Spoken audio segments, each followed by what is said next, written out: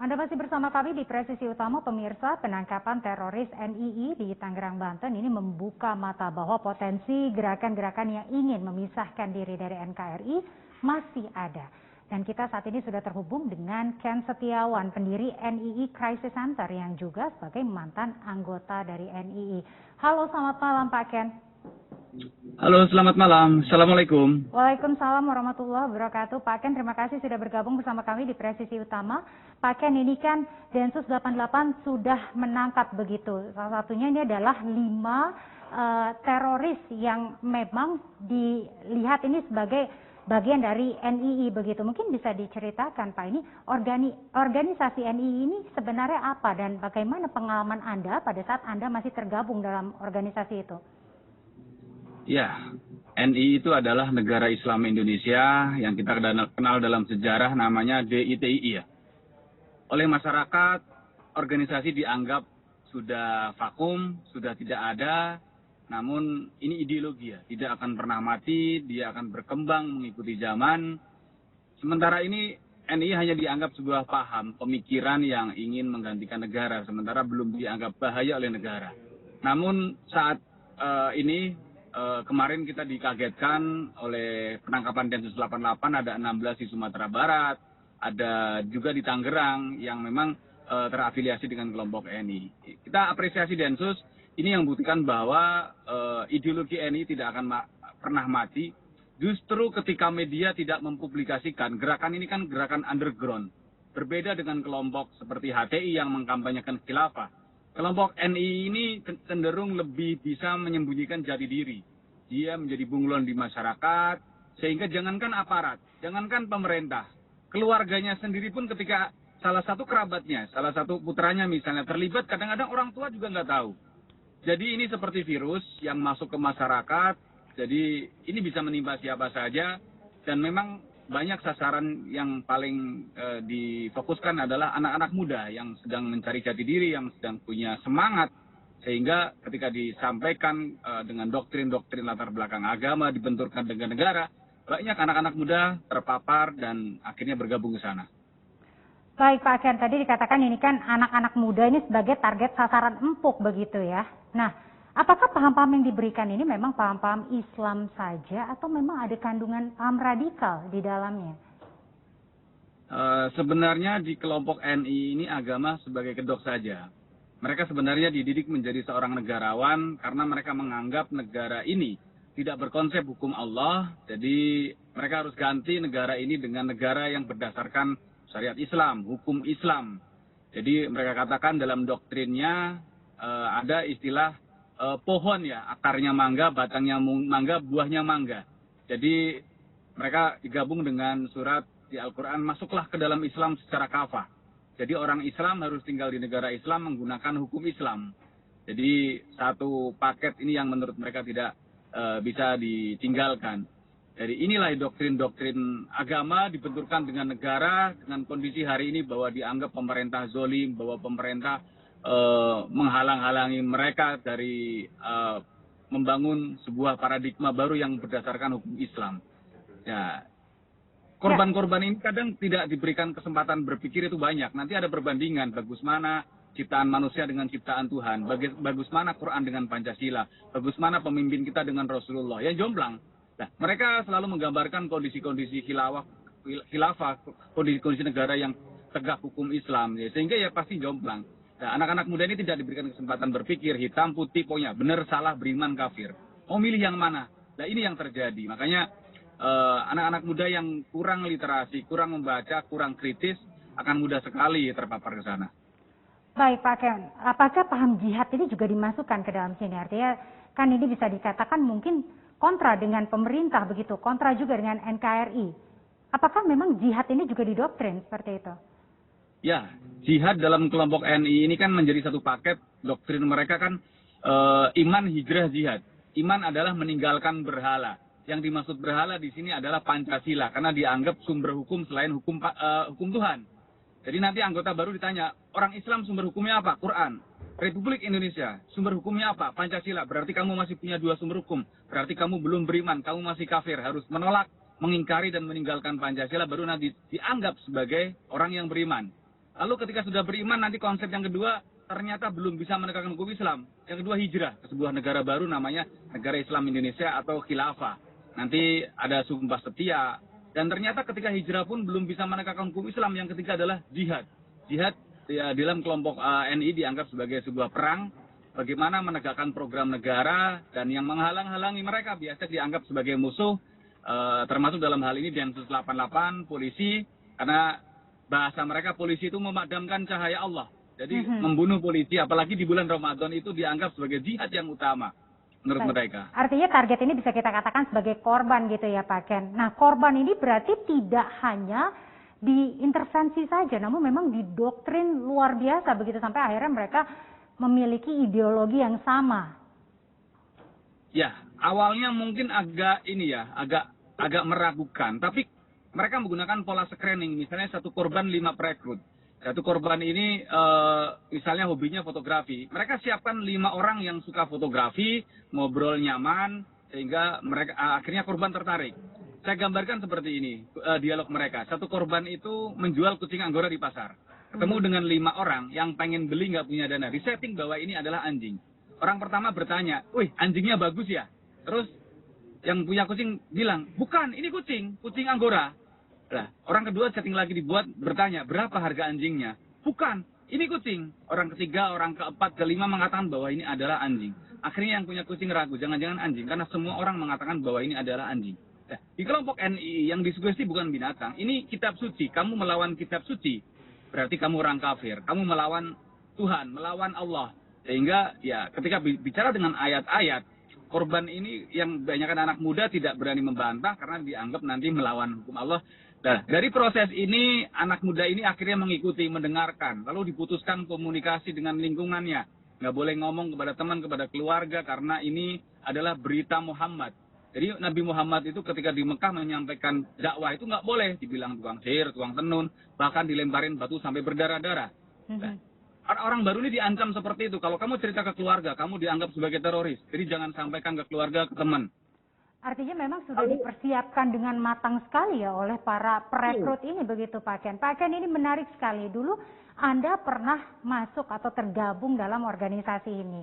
Apa yang pada akhirnya membuat Anda tersadar bahwa ada yang salah pada ideologi ini? Anda akhirnya memutuskan untuk keluar. Namun jawabannya ditahan dulu Pak Ken, kita akan lanjutkan usai jeda berikut. Baik pemirsa, tetap bersama kami masih akan melanjutkan dialog terkait dengan kontroversi dari NII ini. Usai jeda berikut, tetap bersama kami.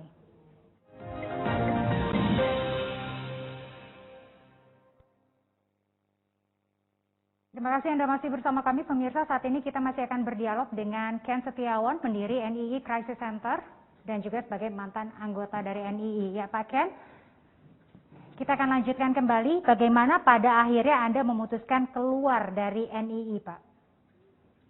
Ya, di negara Islam Indonesia awalnya bicara tentang konsep agama yang baik, yang rahmatan lil alamin. Namun ketika di dalam semakin lama ajarannya semakin nyeleneh karena banyak sekali hal-hal yang bertentangan dengan agama itu sendiri. Semua orang dikafirkan dan kita harus punya tanggung jawab infak yang begitu besar. Dan kita di dalam itu menghalalkan segala cara dalam artian kita boleh mencuri, boleh merampok orang yang di luar kelompok kita. Karena kita anggap bahwa orang di luar kelompok kafir seperti binatang ternak. Binatang ternak kalau kita suruh dengan Quran nggak bakal dengar. Tapi hartanya itu susunya halal. Seperti hartanya boleh diambil, kita curi. Ini yang mungkin semua orang tahu pada saat saya terlibat bersama kawan-kawan. Dulu sekitar tahun 2003 itu kita setiap hari bahasanya nggak tahu mencuri atau ngerampok. Jadi kalau ada berita pembantu baru kerja 1 hari, gasak harta majikan, mohon maaf. Itu kerjaan kita semua. Jadi kalau kita butuh dana, siapin 5 orang tim kita perempuan, palsuin KTP, ijazah, dan kartu keluarga. Nggak usah 1 minggu 1 bulan, kita cari komplek yang elit, Pondok Indah, Permata Hijau, Kalibata, Pejaten, nggak usah lama-lama. Jadi kalau majikan pergi anak sekolah, walaupun cuma 1 hari, kita telepon, Abi rumah kosong, kita seperti orang pindahan, bawa mobil, kalau perlu bawa truk.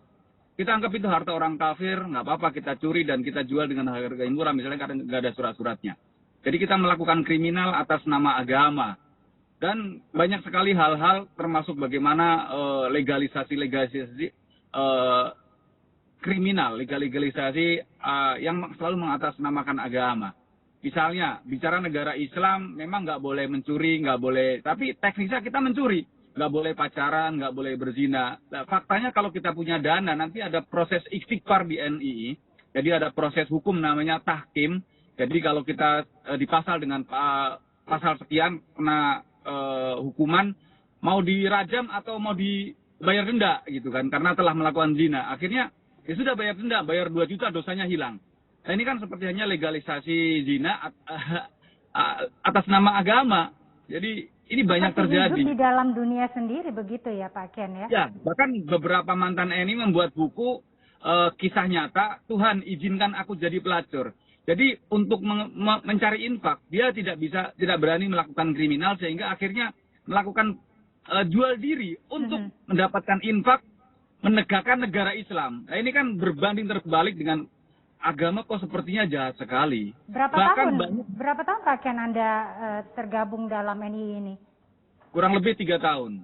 Dan yang paling histeris adalah banyak anak-anak kalangan pelajar dan mahasiswa ketika sudah bergabung dalam kelompok ini, mereka akan nipu orang terdekat dia, termasuk orang tua. Karena orang tua juga kalau belum bergabung dianggap orang kafir. Jadi tiba-tiba misalnya dia datang ke rumah bersama sahabatnya, ini skenario. Dia bilang katanya mecahin misalnya barang teman atau menghilangkan barang temannya. Temannya juga ngaku bahwa iya anak ibu mecahin atau menghilangkan barang tersebut. Yang akhirnya orang tua ganti. Nilainya berapa? 10 juta misalnya, apa 20 juta. Karena anak yang ngaku, yang punya nilai ngaku, akhirnya orang mengganti. Dan beberapa kampus di Jawa Tengah, bahkan di Yogyakarta itu juga ada, bahkan nipunya bukan puluhan juta, sampai ratusan juta. Jadi ada mahasiswa di UGM itu, dia tiba-tiba menipu orang tuanya dengan modus mecahin alat laboratorium kampus, nilainya 300 juta. Temannya nelpon, ada dosen juga yang sebagai nelpon, aku kalau alatnya ternyata dipecahin sama anaknya. Orang tua sampai jual aset senilai 300 juta, dan orang tuanya datang ke kampus. Baik, jawaban dosen buat ibunya hampir pingsan, karena menurut dosen, anak ibu sudah nggak kuliah, dan anak ibu sudah drop out karena terpapar NII, dan anak ibu sekarang menjadi DPO di kampus karena ngerekrut kawan-kawannya. Ya, artinya ibunya bilang, anak saya itu anak yang baik, Pak. Hafiz Quran, anak saya nggak mungkin neko-neko. Anak saya selalu komunikasi, bahkan selalu telepon, video call. Kalau memang di kampus, kata Pak dosen, mari kita ketemu di ruangan. Ditelepon sama ibunya, nak lagi di mana? Lagi di kampus. Baik. Menurut dosen, sudah drop out. Kamu masuk kelompok radikal NI dan kamu sekarang menjadi DPO. Kalau kamu memang di kampus, ketemu dengan ibu dan dosen di ruangan sekarang.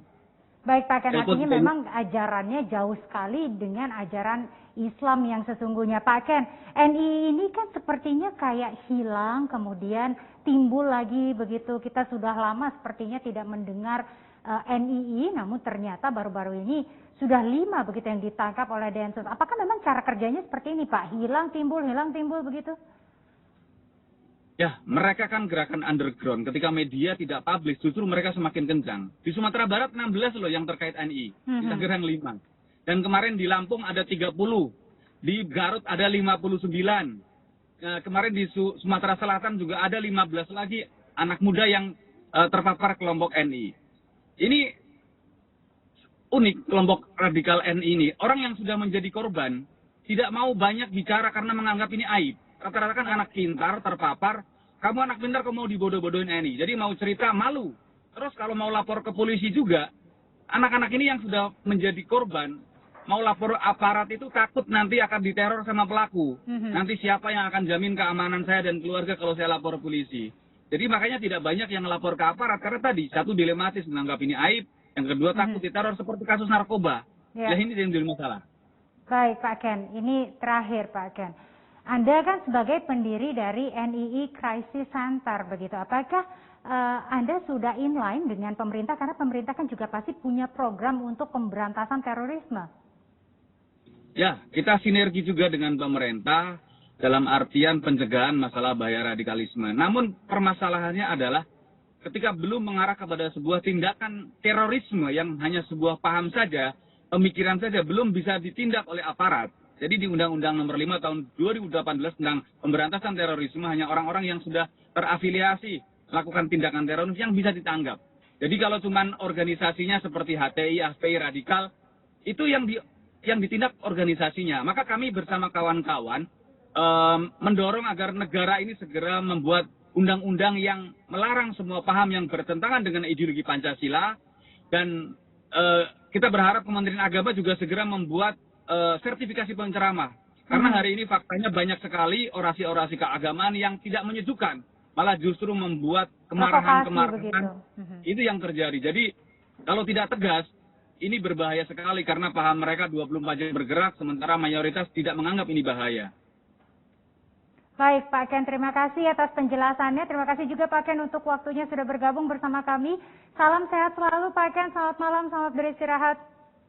Selamat malam, ya, assalamualaikum. Waalaikumsalam warahmatullahi wabarakatuh. Baik pemirsa.